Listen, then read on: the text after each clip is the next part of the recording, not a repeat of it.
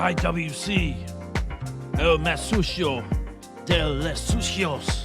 We are Ringside Renaissance, and we're ready to talk about AEW All Out and WWE Wrestlepalooza. Ring the bell.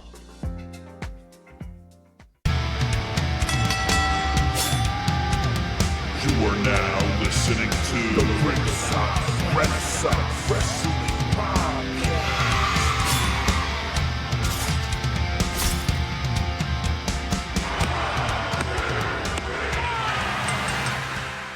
And we're back for another episode of Ringside Renaissance. And we're here talking our WWE and AEW Wrestlepalooza and All Out predictions. And I'm here with the best co-host, the best friend, the best tag team partner in the world, pretty deadly Jesse, aka Jesstradamus. Yeah. And I'm Andrew Kombat Jones.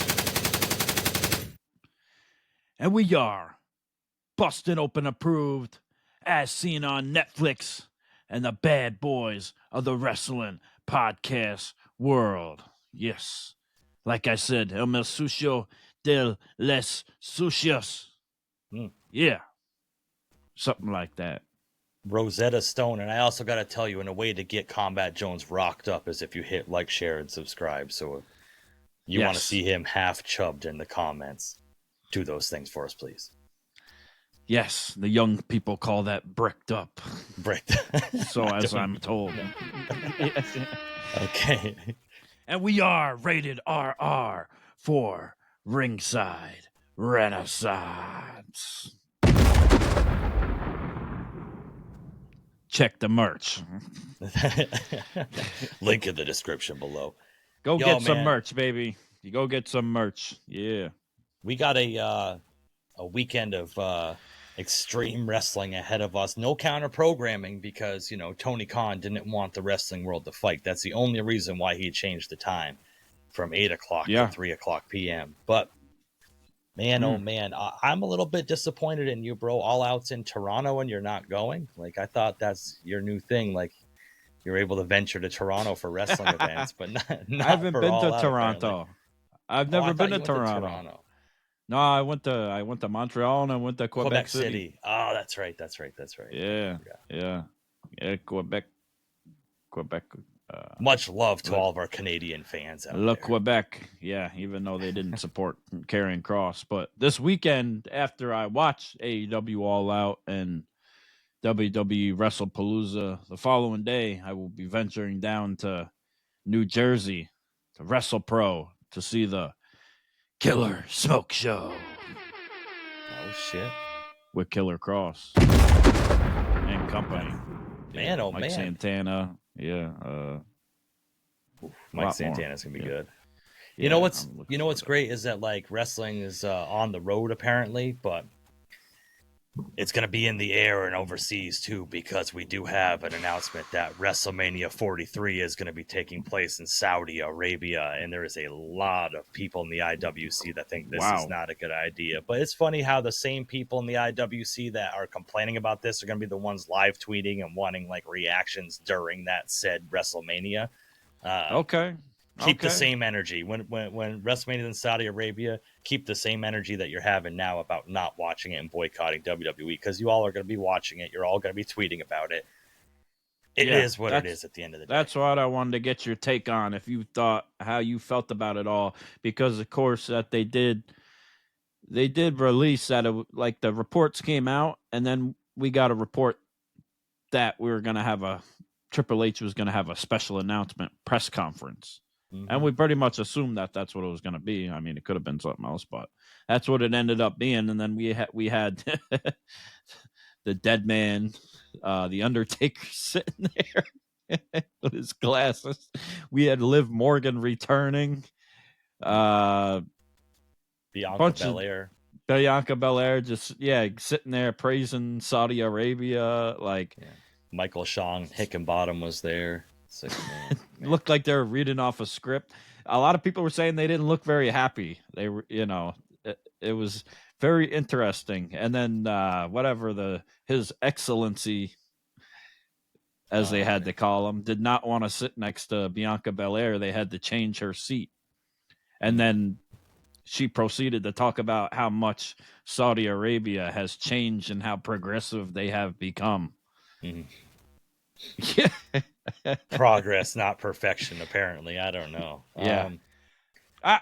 So like, I'm not surprised I'm going to watch it. And as far as this side of it goes, like, I wasn't planning on going to WrestleMania regardless. If it was in the States or whatever country it was in, right? It could have been in Las Vegas again. It could have been wherever. Maybe Madison Square Garden, but let's be real. It would have been so expensive. It would have been impossible to go. Like, yeah. And the people it was a blessing like, to go to SummerSlam.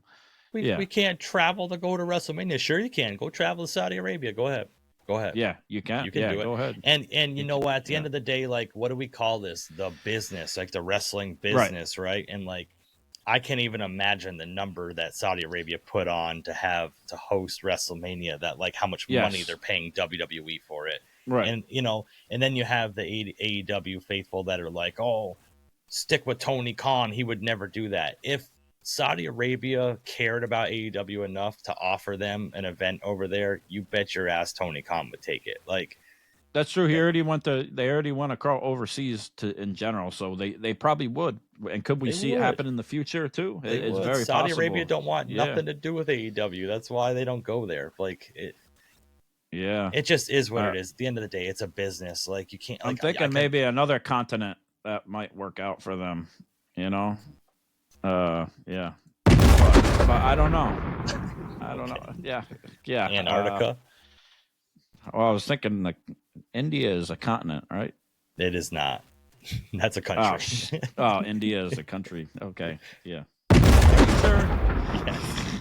Oh, damn. Okay. Whoops. Yeah. Asia is the continent. I got you, bro. Thank you. Yeah. If you don't know, that's why you're the smart one. That's why you're the smart one of the group. I have the G. Yeah. Well, Kombat Jones and I were in school together until 10th grade when he dropped out, and that was during world history. So we don't. And somehow that was my best subject. Yeah. If you guys need reference to how bad he was in school, world history is his best subject, and he thinks India is a continent. So I was el sucio de los sucios in school. Yes, that was the dirtiest of the dirtiest. I was. But yeah, so as far as the business side of it, I'm not surprised, and it is what it is. I mean, I'm not mad at that. I wasn't going to go anyways, so it doesn't affect me that. I'm still going to watch it. The part that I don't like, agree with in that sense of it, like, but it can't be surprised anyways. WWE's been there for 10 years. They've had this partnership, and they said that it's probably going to get renewed anyways. But I just don't agree as far as having WrestleMania there, as far as, like, are they going to have an influence on the match card? Like, that should be a no-no. Like, they shouldn't be able to demand The Undertaker needs to show up, or The Rock has to have a match, or this person needs to come out of retirement, or Stone Cold needs to be there. Like, it shouldn't change anything with the stories. If it does, it's bullshit. And also, it should be, I understand their culture and how everything is, but it's also bullshit. Like, the women should be able to wear what they want. It is what it is. It should be in the clause. It should be in the contract. I understand they went from having one woman's match to a few now, and them to be able to do whatever more. And I got called out online over it, probably from some people over there. It was like, oh, well, it's not always. I don't know what's wrong with you people from America. Think you always want to see the women wrestlers wearing less and all this. Well, it's not Vince McMahon. It's not the old WWE telling them what to wear now. They choose what they want to wear. Mm-hmm. When they go over there, they're telling them what they can and cannot wear. So, like, what are we doing? Like, how is the Royal Rumble going to go? Like, Now, do you think... That's what I don't agree with. I don't agree with the culture part of it. And if people want to travel over there, it'd be fine. I understand it is what it is. You go into a different country. It is, a different culture. You got to respect it, or else,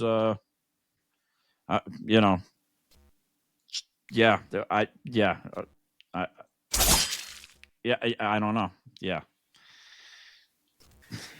Boy, oh boy. Hope you can Man, fly. Hope you can fly. Yeah. yeah. Yeah, But it's yeah. funny because it's pretty much all but confirmed now that Sami Zayn will be winning the world title at WrestleMania 43. So at least we have that to look forward to. Maybe against Drew McIntyre because they had that long-standing thing that Sami can't beat Drew. But And it's an interesting thing because it is a weird time in the world, and to they didn't want to plan it, and they didn't want to have it in New Orleans because they were all scared about the hurricanes and this and that and stuff like that, and other stuff fell through, but they're going to have it over there, and it's a very unstable part of the world in some aspects, and you never know what's going to happen in the future, unfortunately. Like we don't want nothing bad to happen, but I'm just saying it's hard to plan around that type of stuff, So yeah.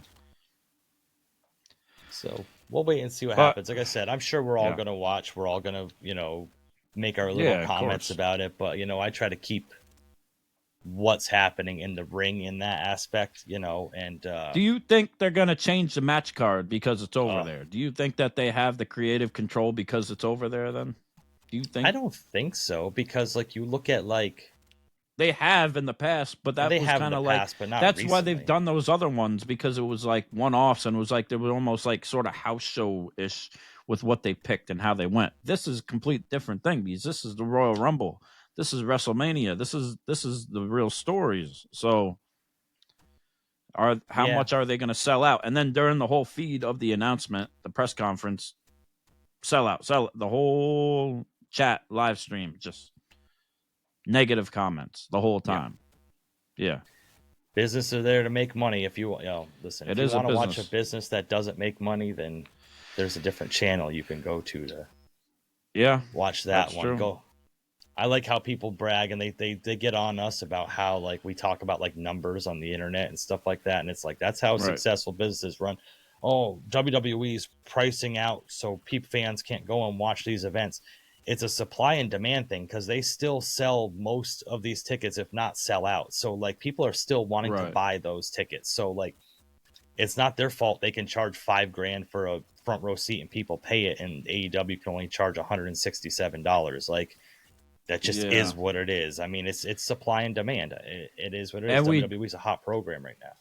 It's hot, and then there's things that contradict it too, because they did put out explanations of why that the ticket prices are going up and stuff like that. And we do see with Wrestlepalooza that there's still tickets left. Mm-hmm. You know what I'm saying? So it is quite interesting there, but people are saying they're trying to make it up because of the deal, the debt that they were in, that TKO was in when they bought the company, and this and that or whatever. But merging with ESPN, like I said, I think they're just trying to make it more of the hot ticket to be at. It's they want every show to be regardless of what Raw, SmackDown, or anything, and they're doing less house shows, less holiday shows. They want every show to be you're going to a show at Madison Square Garden or at the Staples or at whatever it's called now, or at the big one. They want Celebrity Row. They want the influencers all there. They don't want normal folk there. As much as we would like it, it would be cool, to have it for it to be a family event, which you got to give credit to Vince in that aspect, because that's what it was. And he did keep the ticket prices down because that was his intent, at that time. So you do got to give him credit for that. And it has changed, and we have seen the change over the time with the buying of the company and the merging and whatever the hell you want to call it. So there is pros and cons of it, but you wanted wrestling to get bigger. Yeah, you wanted it to get bigger, and it's bigger. It's here. It's here now. So I guess we got to join our secret society for social media, influencers for the wrestling world now, so we can try to get tickets and be part of it online to get views. Yeah. Just do a bunch of fake live reactions so we can get put on their little B-reel at the end of PLEs and stuff. That'd be exciting. I'm gonna cry. Just in general. Well, yes, but I'm gonna cry on my stream. Yeah, okay. Yeah, because drama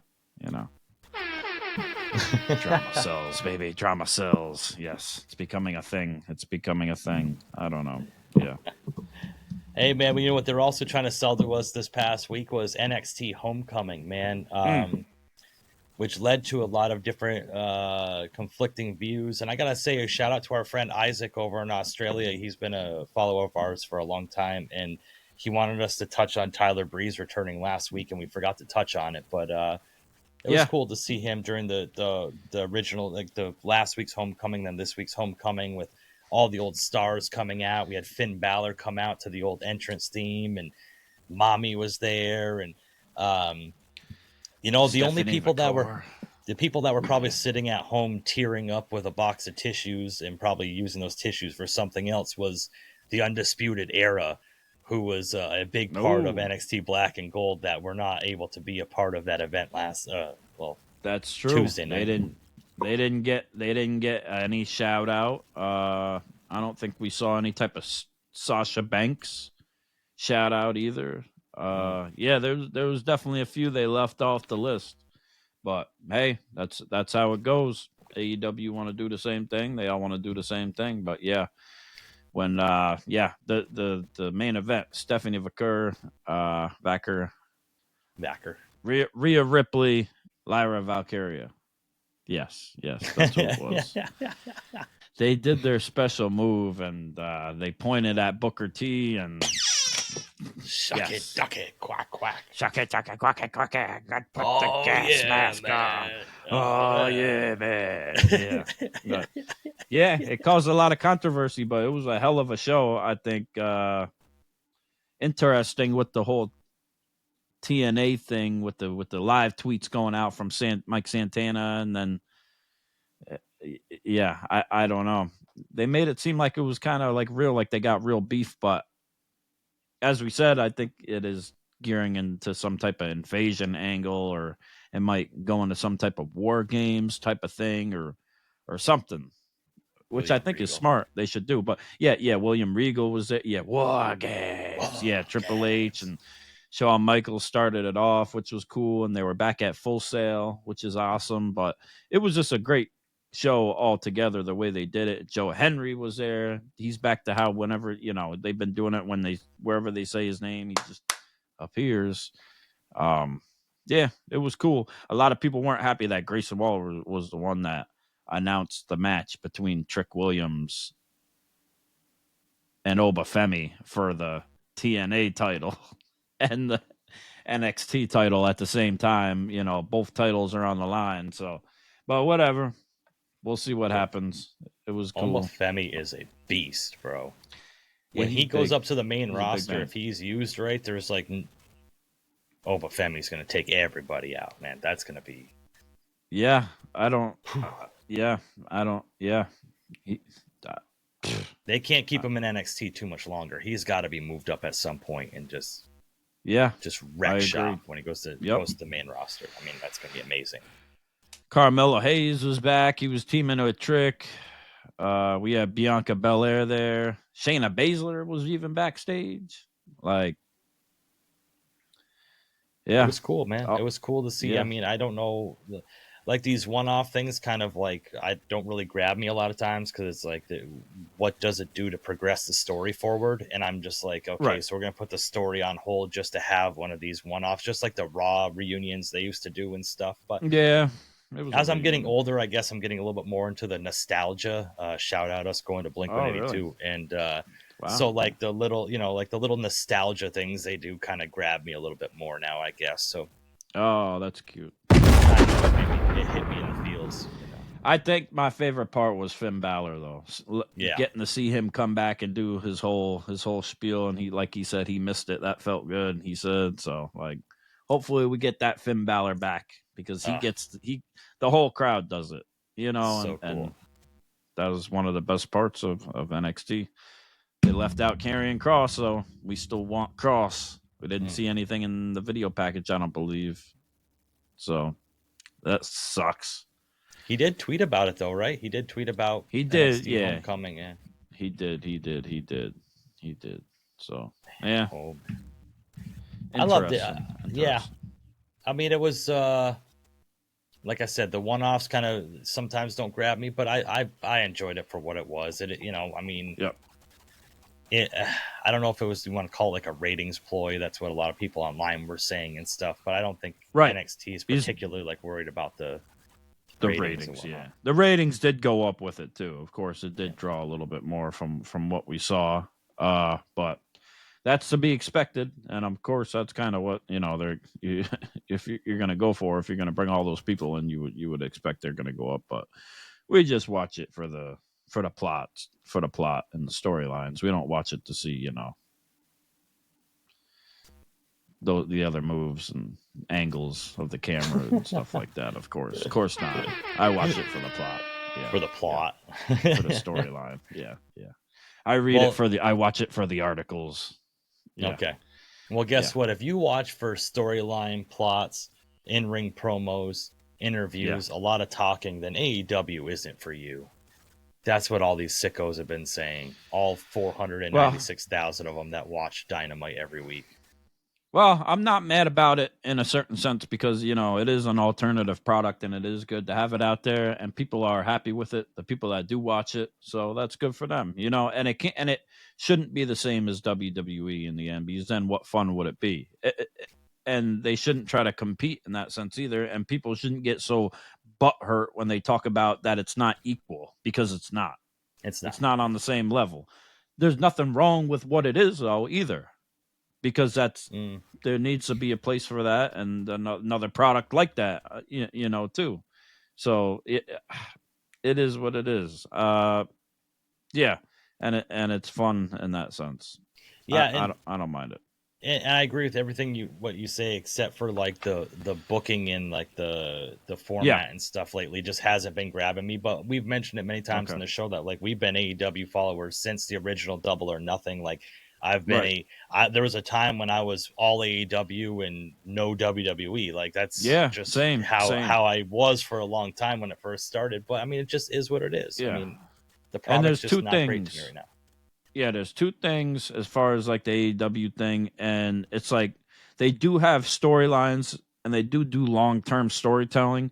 It's just the difference between them. I think I've kind of learned between them and WWE's when they do it is WWE plants seeds for their storylines to kind of grow, and before it even happens, AEW kind of just throws it in there. Mm-hmm. You know what I'm saying? And they just kind of expect you to go along with it, and it's more of like the match part of it. WWE plants the storylines with everything that they do along the way, months prior, weeks prior. Like they throw in the little Easter eggs. That's what I think the difference between it is, and that's kind of what makes it stand out. The other thing about AEW, what I think is interesting now, it's like I just can't picture AEW now if CM Punk never left, if Cody never left, if all these people never left and they were still there, how it would be now, and if it would still be successful, and if it would still like, I just can't picture in a world how they're still there, even if they had never left with how the product is. And I don't understand, like, if they were still there to this day, like what storylines would they have been in and what storylines will they have now where they're still going? Like, it's almost like they needed to leave to be able to, upgrade or not upgrade, but evolve into what they become as more of the alternative product. Yeah. Regardless if you think it's on the same level or not, right? It's hard to like imagine if Cody and Punk and some of these other people were still there. Like, well, there was not the alternative product then. Right. And there was a pivot point, like when Cody left and then the whole thing that happened with Punk, you saw that's when the kind of shift started to happen. Right. Yeah, I mean, I think there would be more, because Cody and CM Punk were like the hero to MJF's villain. Right. Right. And I think MJF is kind of caught on an island right now where he doesn't know what to do, or they don't really know what to do with him because they don't have that megastar babyface. I mean, they got Hangman Adam Page, and that's like a long-term thing that they have been planting the seeds all the way from the original AEW, the rising, the beginning. Double or Nothing, all of it. Yeah, because it was MJF and Hangman to challenge Chris Jericho for the first world title. So like You everything. got Darby. Yeah. But it's top heavy with heels. Yes. As compared to WWE, it seems like there's more baby faces. Mm-hmm. They don't have as many heels, or it's like, well, they're kind of when working a big on that, star actually, when a big star debuts in AEW, they lose their first 15 matches and lose all their momentum. Like it just. Yeah, they really don't have that big star right now. They're trying with Hangman. Like Hangman, I think Darby is really what the way they should have went with it. I think. Well, we can get into it, but like I think when Hangman beat Jon Moxley, the Death Riders thing should have went to the side. Now they're continuing to do that. So what was the point of him taking down the Death Riders just for the Death Riders to still be a thing? Like that kind of just really doesn't make sense to me. I think they should have taken the ball and rolled with Darby Allin, but that's just me. I mean, I'm sitting here behind a computer screen and I'm not an actual booker getting paid to do it. So yeah, but Tony that Khan leads us doing what he do. Yeah. SmackDown, right? Yeah. WWE SmackDown. Cody Rhodes is back. Mm-hmm. Finally, challenging Drew McIntyre, bringing some fire, I guess. Brock Lesnar was back with R-Truth. That was a funny segment.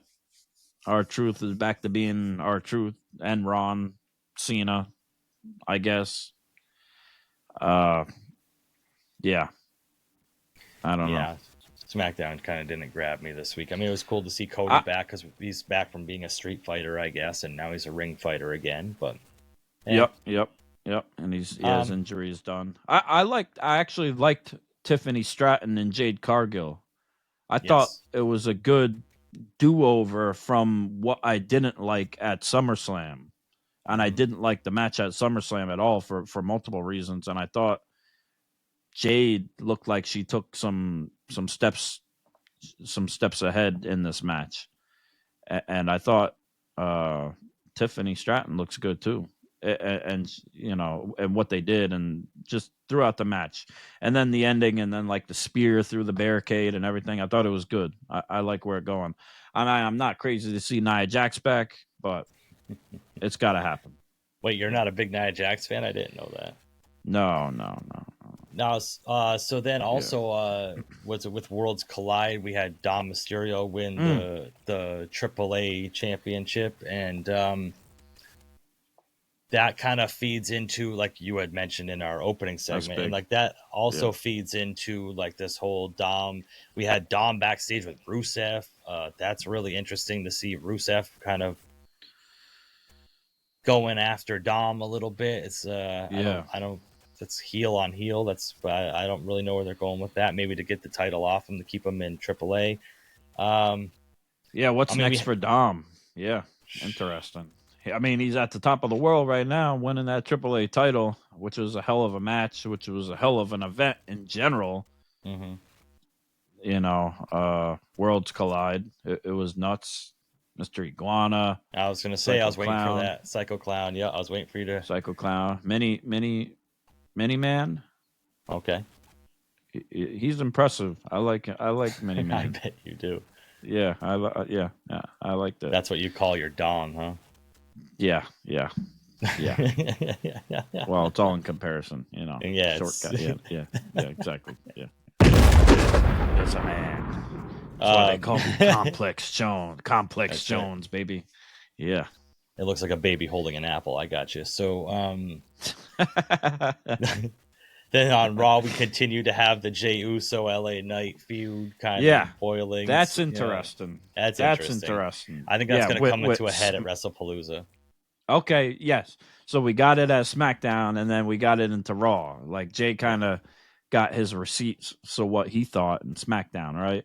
And then it fed over to Raw with LA Knight getting his receipt with the BFT on Jay. And Jimmy's kind of stuck in the middle, and we had Jay kind of getting at Jimmy, and then Jimmy's like, well, I don't see you wearing the Ulafala. And oof. Good little storytelling there. I don't know where they're going with it, but I liked it. The little bit of drama between those two, and Jay on the phone with who knows who. You would think it's Roman Reigns, right? Because he's kind of starting to act like Roman Reigns. Not to mention they're both using the spear now, Jimmy and Jay. Yeah. But it's interesting. See, this is what I think about everything as far as LA Knight and Jey Uso. I think they're making it seem like Jay is going to turn heel, and people want him to turn heel. And it could make sense because I don't think there's much further he can really go as a single star. I think the Usos should get back together. So, as to why I'm saying it is, I think they're making it seem like Jay's going to turn, but I think in the end, and what they should do is turn LA Knight because he just keeps getting screwed and keeps getting screwed over.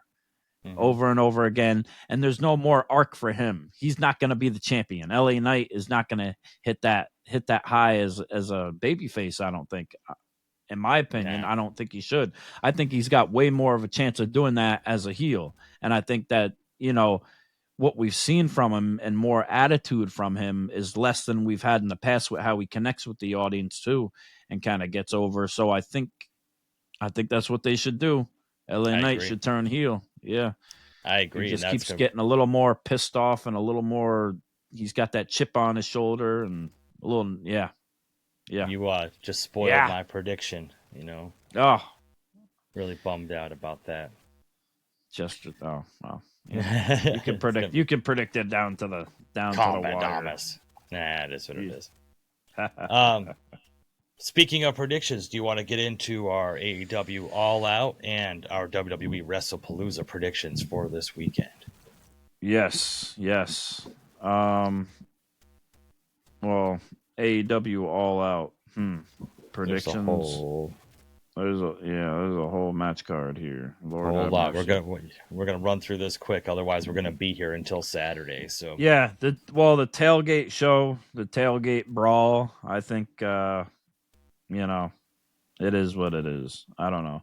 The main stuff to talk about, what do we got here? We got Mercedes Moné versus Rio for the TBS championship, which I think is stupid. Yeah. Because Rio just comes back out of nowhere at the most random times, and there's just no storyline there. So what point would it be for her to come back and actually have a chance at winning? Yeah, especially when Mercedes got 10 belts now, or however many belts it is. Just another challenger for Mercedes to top. And from what we see, and the people in the audience say that Mercedes had absolutely no reaction last night on Dynamite.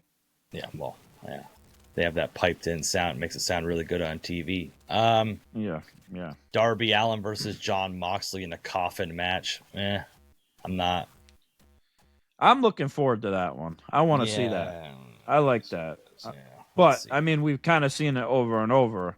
And if Darby's able to get rid of Jon Moxley at this point, maybe it could be the end of the Death Riders. We could all hope. They just brought Garcia in. It's not going to be the end of it. Jon Moxley's going to win. He's going to stick a probe up Darby's ass and whatever. Where else are they going to go with it? In the same vein, we have Mark Briscoe versus MJF in a tables and thumbtacks match. Yeah, that's a weird stipulation. Yeah, that's cool. Yeah. We love Max. We love MJF, but... and we like Mark Briscoe, but yeah. Yeah, but what the hell is up with why? It's not a hardcore match. It's not no rule. It's got to be tables and thumbtacks. Like, I don't get it. It just doesn't make sense to me. I'll just Maybe say James MJF or somebody out there can. Oh yeah. Yeah, James, MJF. Explain to us why tables and thumbtacks make sense. Yeah. Not tables and Legos. The gummy bears. I didn't know if you knew this, but the Unified Championship is on the line. It's Kazuchika Okada versus Konosuke Takeshita and Mascara Dorada. And of course they put who the other guys. Of course they put this Mascara Dorada in there to take the pin. Okada keeps the title, but it keeps the feud with Takeshita and Okada going. He's had that title for a while. Yeah. Mm-hmm.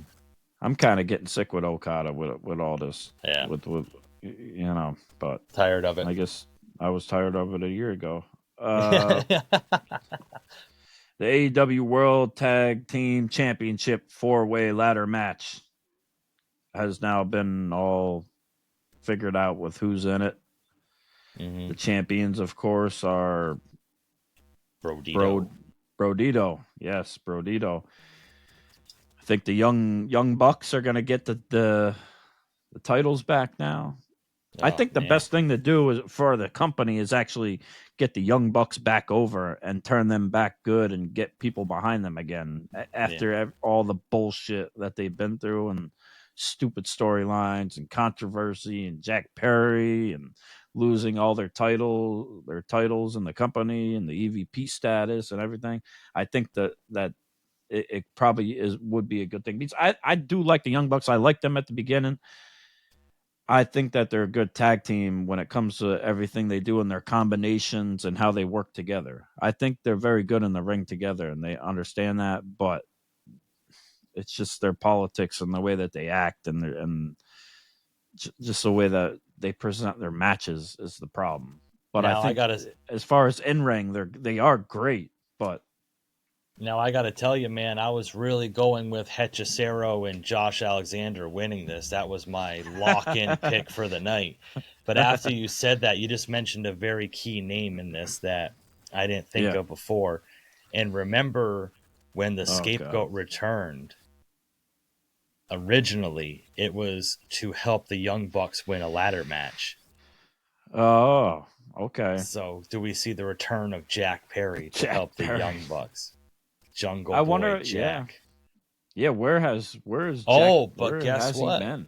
I don't know because Killswitch Luchasaurus just turned on I was gonna say Nick Wayne, but Kip Sabian to and Nick Wayne to say enough's enough. So maybe Jack Perry and Luchasaurus have a little bit of a reunion. We have if AEW wants to be revived, we know what they have to do. If AEW wants to be revived and get the audience back, just go bring Marco Stunt back. Bring everything back. Bring Andrade back. Andrade wants to come back again. Yeah, he's coming. He's got his drama with MJF now on Twitter, on X. Oh, yeah. Lord. We'll see that in CMLL.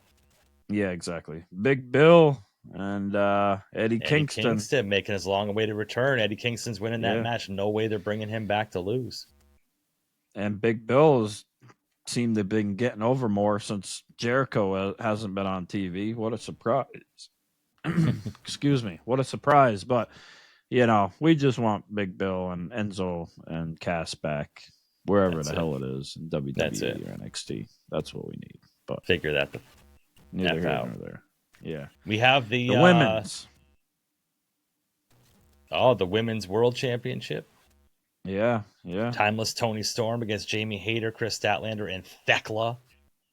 I'm tired of Toni Storm, bro. I cannot stand her anymore. I can't stand it. It's ridiculous. It's just overdone. It's ridiculous. It's like everything about Toni Storm. It's like almost like they jumped the shark, as they say. Like it's like just past what it was, and it's turned into like she's like a shock factor with like what she says on the mic and everything. It's like it's just too much for me. I thought it was funny and it was good, it's kind of jumping the shark, as you said at this point. Yeah, I think, but past the point. Is she going to lose to any of them? I don't really think so.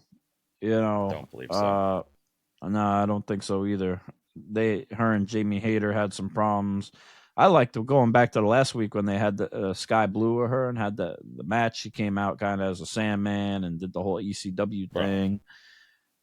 Didn't you love the staple gun in the ass and the TNA? Sky Blue deserves a title. She's bet you think she does. I bet. Okay. Complex Jones loves Sky Blue's new character. She I bet has you evolved and hit a new arc. Yeah. Complex Jones loves Sky Blue. She needs to be over. She needs to be the women's champion. She needs all 10 belts. Yeah. Kyle Fletcher approves of that one. Yes. Lucky man. We have the Hurt Syndicate, Bobby Lashley, Shelton Benjamin, MVP versus Ricochet, Bishop Khan, and Toa Leona. Oh yeah, we can't forget Hurt the Syndicate was Gates the of most, Agony. That the Gates of Gates Anal. of Anal, one of our Yes, they're favorite back. teams. Yeah, And I hate to root against them, but you know what? I'm gonna Yep. say Gates of Anal's winning this one because Oh, the Hurt Syndicate was the most over thing in AEW for about 3 or 4 months, winning the tag team championships. Everybody was chanting for them. Everybody wanted them. And then they ended up losing the tag team titles. And it's just been a shit show, dumpster fire ever since then. So, and they Gates threw of Anal for MJF the win. into it. Yeah, Gates of Yes. Anal for the win. And they threw MJF into it for no reason, and now he's out of it. And now it's like it didn't even happen. And MVP is gonna wrestle. Mm. We'll see what's happening with that. But yeah, Ricochet got his ass kicked, but I can't stand Ricochet. he's As a over as far person. as being hated. Yeah. As a Yeah. person, it's not even Yeah. the in-ring work anymore. I just can't stand him. I think I need to mute him on my Twitter because I'm tired of him. Yep. We have the long-awaited return of Cope and Christian, the illustrious, legendary Hall of Fame tag team of Cope and Christian in Toronto. In Toronto. In Canada. Yeah. FTR. Yeah. I mean, you can't have Edge and Christian lose in Toronto, right? No, I would hope not. But, well, you never know, you know. Yeah. You never know. No. Yeah, I'm going for Edge and Christian. I think that's going to be a good match, though. I think that's going to get a huge reaction, obviously, as it should. They deserve it. And one more step closer to Edge or Cope and Christian.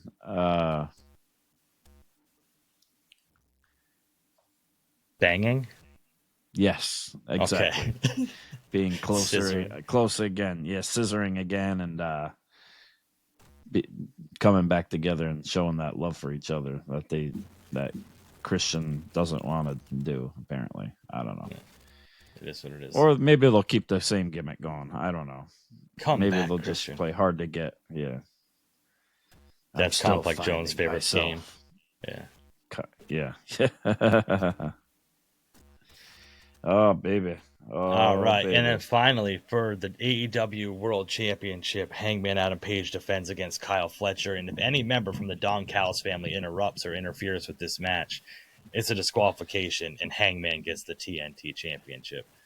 Yes. Stupid stipulation. What a dumb stipulation. Why don't you just say everybody's barred from ringside as they do it other matches? It just doesn't make sense to me.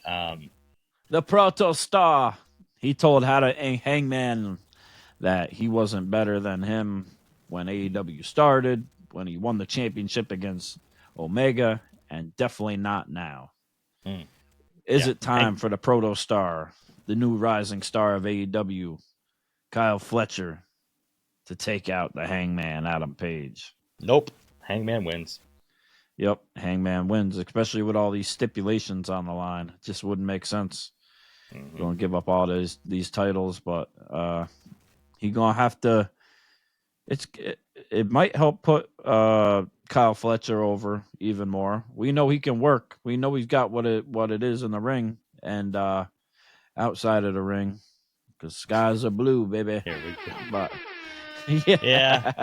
matches lose me when I know who's gonna win. It just like everybody's like, oh, well, just focus on the match. How can you focus on the match when you know what the ending's gonna be? Like why watch a football game if you know who the winning team is going to be? Like, it doesn't really make sense to me. Yeah. But that is the contract signing. Yeah. I don't know. That's that all out. All out predictions. We made it through it, bro. We got through this. All right. Yeah. So, which is going to run into WWE Wrestlepalooza. Wrestlepalooza. This has only got 5 matches on the card, so we should be able to knock this out quickly. Iyo Sky versus Stephanie Vaquer for the vacant Women's World Championship. Stephanie Vaquer's time. I think she's going to win the title. She deserves the title. She's the fastest rising star, especially in the women's side of things in pro wrestling right now. And I think it would be good for her to have the title on her. Io's kind of had her time in the sun, and I think it's Stephanie Vaquer's time. Yeah, I think so too, and it shows because they had her in the main event of the NXT Homecoming show also with Rhea, and they kind of teased that thing with Rhea going after whoever wins the title, even though she didn't really do it with Iyo. You know, we know they have a relationship too, but everybody wants to see Rhea Ripley versus Stephanie Vaquer. And then what do we have coming up in Perth?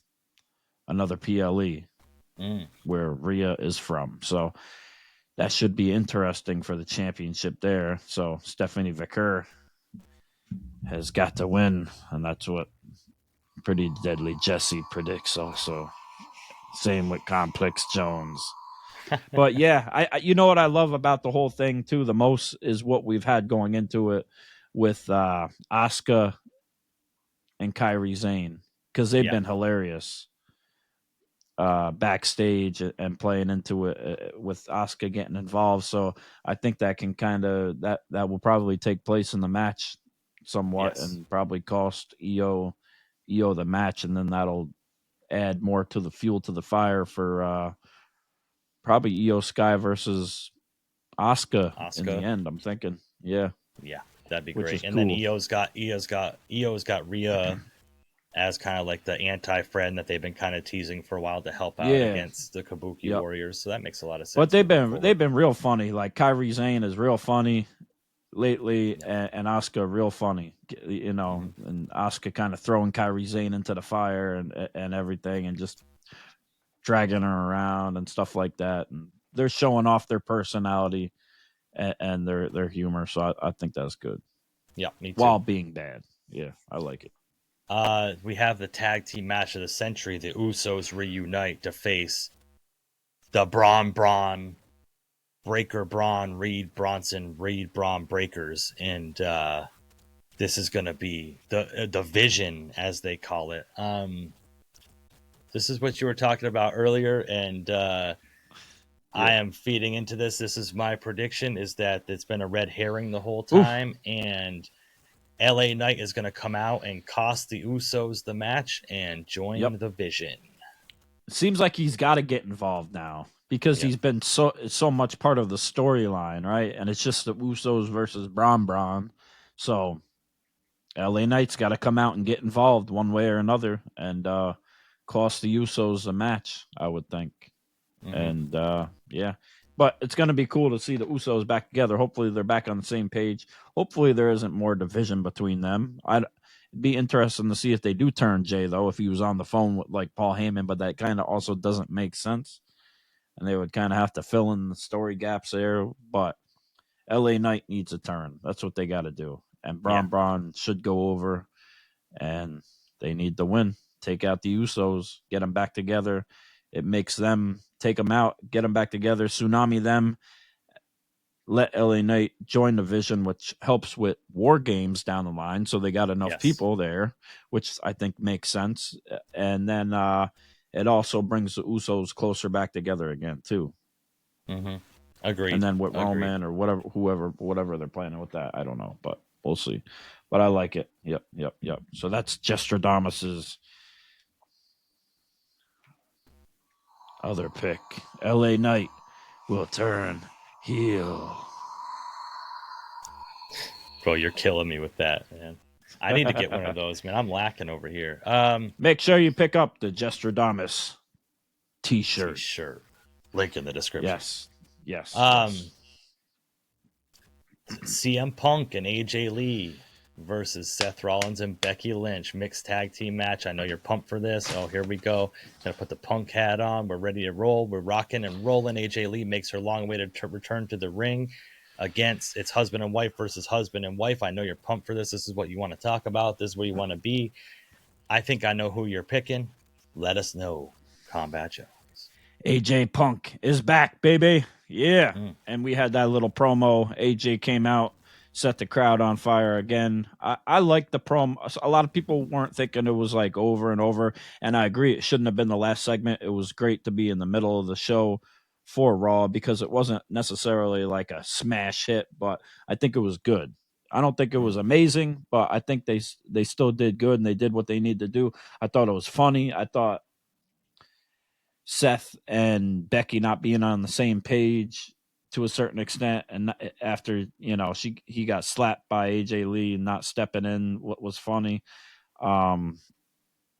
I like the little exchange between it all. I thought it was good. A good little build, extra little thing for the match. I was already sold on the match, so we didn't even need that, but it was good. But yeah, my prediction is that Becky Lynch will tap out to the Black Widow, and they will not four-way kiss like AJ Lee said she might not do. She also did say that she is from New Jersey, and she has been known to shank a bitch. So that could happen also. Yeah. And then they made fun of the wardrobe and everything. And yeah, I thought it was hilarious. Very good. Very good. We're going to disagree here? I'm about to hurt your feelings, man. No, don't do that. Because the return of AJ Lee is going to be cut short. Oof. The vision of Becky Lynch and Seth Rollins will pick up this win. Shout out Baby Sam from Sam's on Wrestling. We are on the same page for this one. No. It needs to happen. It needs to further the story for Becky and AJ going for the IC title. They can still further the story without it. They can still beat down AJ afterwards or do it the next night on Raw or do something. They don't have to lose then. She ain't losing her return match, her debut match. It's not happening at Wrestlepalooza. Not happening. It's happening. I have spoken. Seth Rollins is going to go to hit Punk, and he's going to accidentally hit AJ Lee. Something's going to happen that's going to cause that to happen. But sooner or later, will we see a Becky Lynch get a GTS or a AJ Lee get a stomp? Is what we need to know. Sooner or later, will it happen? Will one of them break down and not take it anymore? Maybe they'll wait to do that in Saudi Arabia. Then it would be more acceptable. Yes. Then the cheers, it'll be like they'll get the full cheers. Yeah.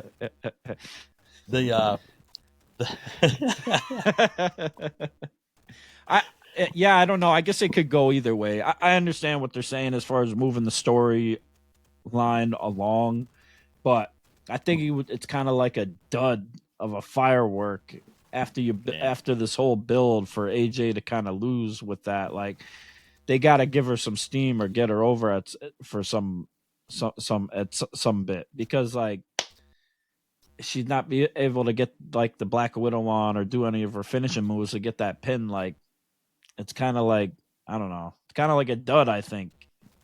Yeah, I can see what you're saying. Underwhelming a little bit, but somehow I do think Seth and Becky have to be able to get over too. But and not only to say that, but AJ, like people are saying online, AJ Lee sold the manhandle slam better than anybody I've seen on the women's roster in years ever. Mm-hmm. But should be interesting between Seth and Punk too, and how they do the match, like the sequences and stuff. But yeah, it could happen. It could happen. Seth some down combat show. The man might win, but I think AJ needs to get the win there, and I think she needs to tap out Becky Lynch, and I think that'll add to the feud too of to keep her around and have Becky want to go up against her and have her say she tapped out, and Yeah. That storyline can go on farther. That doesn't have to go on to one more match where AJ gets a title. Like, AJ can lose after that then, and then finally lead up to something bigger finally. Because that's where it's heading with Seth and Punk too. So will it both happen at WrestleMania finally, where they'll both be dethroned and both lose all their power and everything, and we'll see. Makes sense. CM Punk and AJ both winning at WrestleMania. Cody Rhodes versus Drew McIntyre for the undisputed WWE Championship. Cody Rhodes is winning this match. I don't even have to talk about it. Like, it just is what it is. Cody's you don't got a big prediction for this one? Nothing. No? This is the big prediction. Cody's first title defense since winning the title back from John Cena against Drew McIntyre. Is he going to lose it? I mean, come on. True. Doesn't make that any is his sense. First title defense. Yeah. It's the first time I've really seen him in a month. Like, it just is. He's not losing. He's not losing unless I would assume he's done filming and all that, but This is the thing. If he does win, then he's still doing the other movie and still got stuff. So, like, how much is he going to be around too? I think it would be a great time for Drew to win, and it would be a great shock, especially with Wrestlepalooza and all the eyes on the product for Drew to win. I think it would be cool. I'm going to go Drew. I'm going for Drew. Okay. I think it's obvious that Cody's probably going to win though, but I think it would be cool for Drew to win at this point because they need some title to change hands or something to happen at Wrestlepalooza. Has got to happen because it's ESPN. It's this new thing. It's almost like WrestleMania, but it's Wrestlepalooza. Something's got to happen, something big, and it could be within the next match, but we don't know. Also, Logan Paul ain't on the card too. That's the whole thing. Thank God. A lot of people ain't on the card, but I'm surprised Logan Paul isn't on the card actually. Who is on the card is the Beast versus the best of all time. John Cena versus Brock Lesnar. No story, really no build besides a couple F5s. Couple F5s, couple bitches, and yeah. Quick change. Couple hat changes. Yeah. I don't even really know where to go with this besides saying that John Cena is going to win this match. I don't see Brock Lesnar, especially on John Cena's farewell tour. Only got sick. Well, after this, it will be 5 more appearances. So, John Cena's got to win this, finally conquer the Beast. He talked about it on Raw about 20 years being beat up by Brock Lesnar and never backing down. And like I've talked about way back when with John Cena, it doesn't make sense for John Cena to show that being the good guy doesn't pay off, especially for young fans and everything else. So I think this is finally when the champion conquers the Beast. John Cena for the win. Yeah, I agree. A lot of people are saying they think Brock Lesnar is going to win and come through and just squash him and take him out, but I don't think that makes sense, and I don't want to see that happen, especially with John only having 5 things left or whatever it is, or however many appearances and matches. So I think John needs to win and should win, and he's going to get beat down the whole match, but he's going to rally together and take out Brock. Maybe we'll get some help from Ron Cena showing up. I don't know. Maybe we'll get some help from who knows. But, John Cena's going to win. It should happen. And then that begs the question to see if John Cena does win, is Brock Lesnar sticking around, or did he just come back for that one match? Because we seen AJ Lee when she signed the contract backstage. We got the whole contract signature. We seen her signing it, for the company, right? But we didn't get that, and we didn't get any reports as far as Brock Lesnar is concerned with that. So is he back? I don't know. People want to see him back so we can face Gunther, which would be amazing. Who don't want to see Brock Lesnar and Gunther, which we were always supposed to get, but with everything else and the controversy and all that, he might have just came back because Cena wanted him back, and it kind of finishes up their story that they've had going for so long, which is a great story. And who don't want to see John Cena, F you, do all that, and attitude adjustment AA to Brock Lesnar on the stairs, again, and have a bloody John Cena. I think they're going to go in that direction and that route. I think that would be smart as far as the match goes. But after the match, I don't know. I think it's a perfect time with it being Wrestlepalooza. And like I said, we need some type of special stuff to happen. We need some type of surprise. And I think that would be a great time to see what's going to happen next with John Cena going forward with these last matches on appearances, because we don't know who the last opponent is. We have no idea. Mm-hmm. So I think it would be a good time for that. And some people say they want Brock to win so he can come back and that'll be his last opponent, and then he'll finally get over Brock again. He don't need to do that again. We don't need the same person twice when there's only a few matches left. Like, don't do that. Don't do that. Don't do that. Nah. No. It'd be cool if it was Kurt Angle in his final match, because that was his first match in WWE. That's what I was thinking. I agree. I think Kurt Angle at least needs to be there on that last night, to congratulate him, and I think that will happen.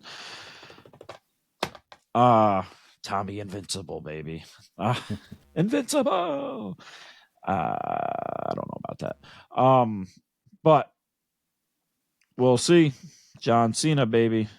Last time and it was cool. I was at the Big E, which is in Springfield, Massachusetts, and then Raw was right there in Springfield, Massachusetts, and John Cena was on Raw talking about going to college there, I believe, and playing for the football team and all that, which really connected with the people of Massachusetts, because I think that's probably closest to where he grew up, in that part of Massachusetts. And I think it was cool at Raw how they had the stage kind of set up different with the entrance different, so they could have more people in there in that small arena for John, which was cool. So good for him. We're counting down the days, and it's getting emotional for John Cena and all of us. So, but people are predicting that The Rock might come back again. Who's gonna show up at the end? What's gonna happen at the end? What's the big surprise? Does Jesstradamus have any predictions? John Cena's last match will be against The Rock, the final boss. The final boss story has been building up to this. John Cena, The Rock, final match, final prediction. Will The Rock show up at the end of Wrestlepalooza? I don't care. Sure. Okay. Hell yeah. Let's go. If you smell, The Rock has returned to insert name of random city that I do not know I'm in. Yeah. The Rock will get the booze too going against John Cena. That's for sure. Good way to build more heat for The Rock. I'm sure he'll love that. You know, Dwayne loves to be booed. We'll have two bald frauds going against each other. No, I'm just joking, John Cena. I love you now. Yeah. Oh, fun. Lots of fun. Yeah. Wrestlepalooza coming up. Changes everything with the new PLEs and the new where it's streaming and everything. So we'll see how that goes. It doesn't change for some that it's still going to just get it on Netflix, I guess. But I guess I'll see on Saturday if it pops up on my Spectrum or not. And I'll go from there and watch it after most of all out. Yeah. I'm excited. Just like you, WWE is going to show up on the Spectrum. Yeah, that's true. It's just like AJ Lee. I've been going to therapy and it's helping. That's right. Yeah. That's right. It's very nice. It's very good. Yeah. But make sure everybody likes, shares, subscribes, and leaves a comment in the comments about who you think is going to win this weekend, what match you're most looking forward to, and is there any big surprises or big returns at either event that's going to be going on this weekend. Yeah, and will AEW All Out be great with the 14 matches in 5 hours? Make sure you bring a pillow and your chiropractor. Well put. Thank you. And Moxley better bleed so they can keep their TV contract, not to mention. But we'll see. LA Knight, turn heel, baby. This is your chance. You got to do it. AJ Punk, let's go. We need a 4-way kiss with Seth and Becky.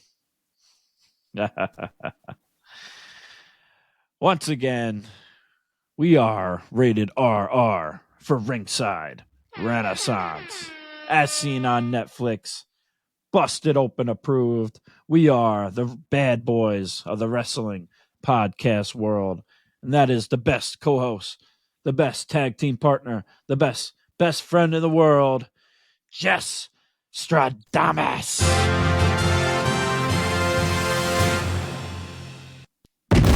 Yeah, predictions, baby. You already know. And I'm Andrew Complex Combat Jones. And you've been listening to the Ringside Renaissance Wrestling Podcast. Like, share, and subscribe, and get some merch.